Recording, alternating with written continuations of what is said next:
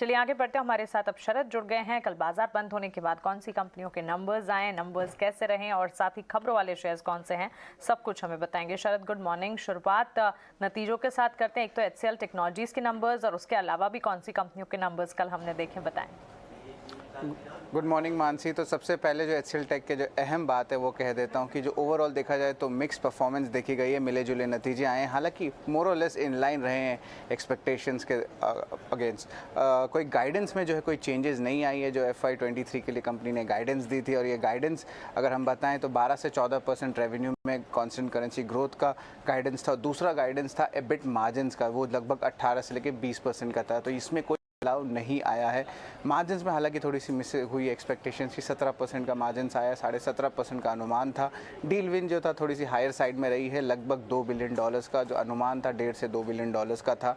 तो यहाँ पे एक पॉजिटिव रहेगा। हालांकि प्रोडक्ट बिजनेस जो है अच्छा परफॉर्मेंस दिया है, लेकिन जो IT सर्विसेज के बिजनेस है उसमें थोड़ी स्लो ग्रोथ देखने मिली है। मैनेजमेंट की दो अहम कमेंट्री है कि कंपनी कॉन्फिडेंस है कि FY23 की ग्रोथ गाइडेंस को वो चेज कर पाएँ, लेकिन एट्रिशन जो है सेकंड हाफ में भी जो है बने रहेगा।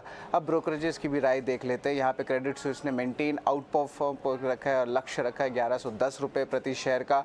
CLSA का भी व्यू है यहाँ पे आउट परफॉर्म रखा है मेंटेन, लेकिन टारगेट प्राइस रखा है 1000 रुपये प्रति शेयर का। और आखिर में मॉर्गन स्टैनली की व्यू में मेंटेन रखा है, इक्वल वेट व्यू रखा है और 1300 रुपये प्रति शेयर का जो है overall target price HCL tech के लिए रखा है। तो ये तो नतीजे थे एचसीएल टेक के, पर और भी नतीजे आए हैं आपके आफ्टर मार्केट आवर्स में कल, जहां पे स्टर्लिंग एंड विल्सन सोरस के जो आंकड़े देखे हैं थोड़े से कमज़ोर नतीजे देखे हैं। रेवेन्यूज़ लगभग सपाट रहे, लेकिन जो लॉसेज है वो बढ़ गई है क्योंकि कंस्ट्रक्शन कॉस्ट में जो है बहुत बड़ा अमाउंट दिखा गया है आपके PL में। इसके अलावा डेल्टा कॉप भी है, अच्छे नतीजे आए हैं, स्ट्रॉन्ग सेट ऑफ नंबर्स, क्योंकि जो लास्ट ईयर के जो अगर लो बेस देखें, क्योंकि कोविड की जो अनलॉक थीम कंप्लीट हो रही थी, तो इस साल उसका बेनिफिट दिख रहा है। आपके आय में लगभग 3 गुना का उछाल, कंपनी जो है आप कह सकते हैं घाटे से मुनाफे में आई है और कामकाजी मुनाफे में भी जो है घाटे से कंपनी का एक तब्दील हुआ है। तो ये एक इंपॉर्टेंट ट्रिगर्स रहा है। हालांकि याद रखिए स्टॉक में 40% का गिरावट ऑलरेडी दिखने मिल चुका है इस साल में, और जो इस इन्वेस्टर है राकेश झुनझुनवाला,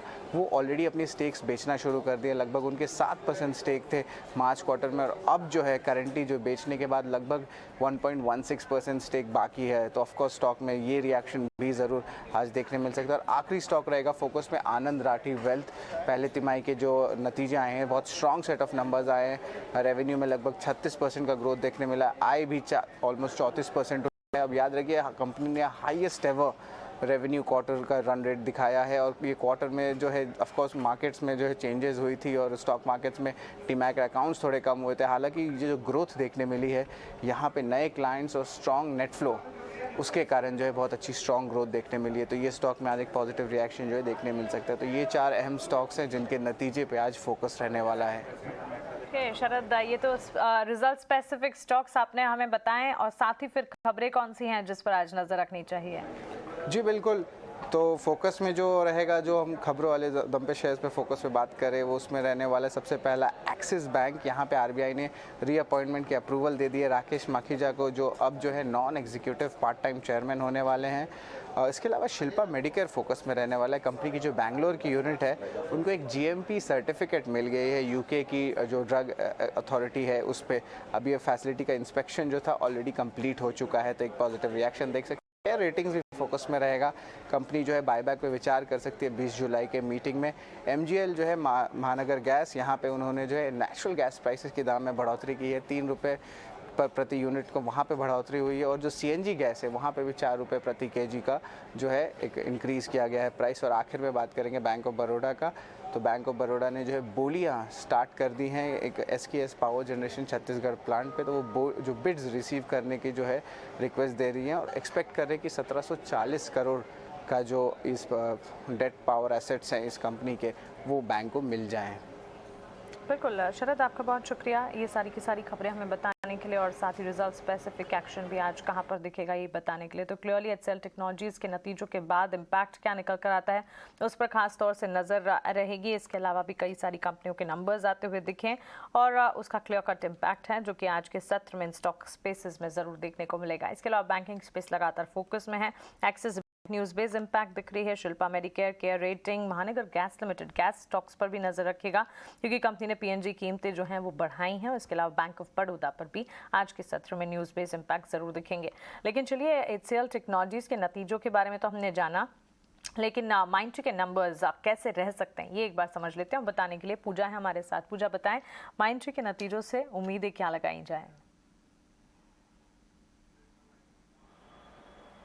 मिले जुले रह सकते हैं मानसी माइंडट्री के नतीजे। यहाँ पर अगर शुरुआत रुपी रेवेन्यू से करें तो वहाँ पर 7% की ग्रोथ रहेगी। डॉलर आय में 4% की ग्रोथ हम अनुमान कर रहे हैं।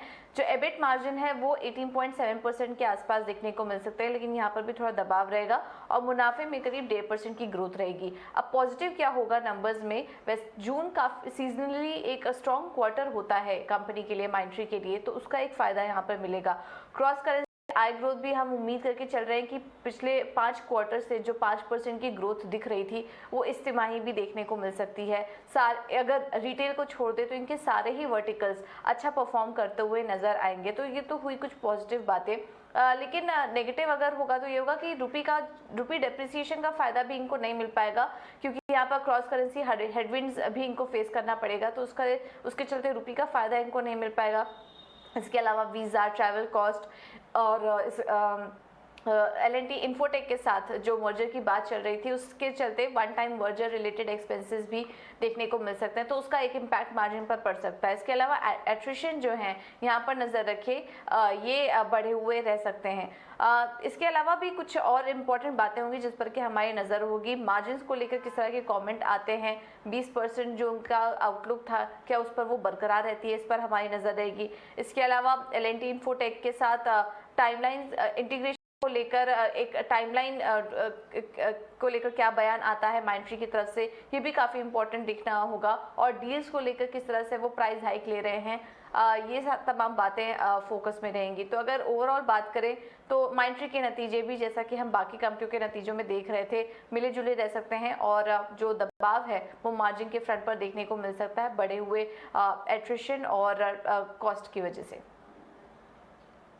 ओके पूजा, शुक्रिया। माइंडट्री के नतीजों के अनुमान हमें बताने के लिए। मिले जुले सेट ऑफ नंबर्स के एक्सपेक्टेशन है। वैसे टेक्नोलॉजी काउंटर्स में आईटी स्पेस में चाहे फिर बड़ी दिग्गज निफ्टी आईटी कंपनियां हो, टीसीएस से शुरुआत होती हुई दिखी और अब ये पूरा हफ्ता जो है आईटी कंपनियों के रिजल्ट्स का होगा। तो क्लियरली चाहे मिड कैप आईटी स्पेस हो, निफ्टी आईटी स्पेस हो, इन पर ज़रूर नज़र रखें।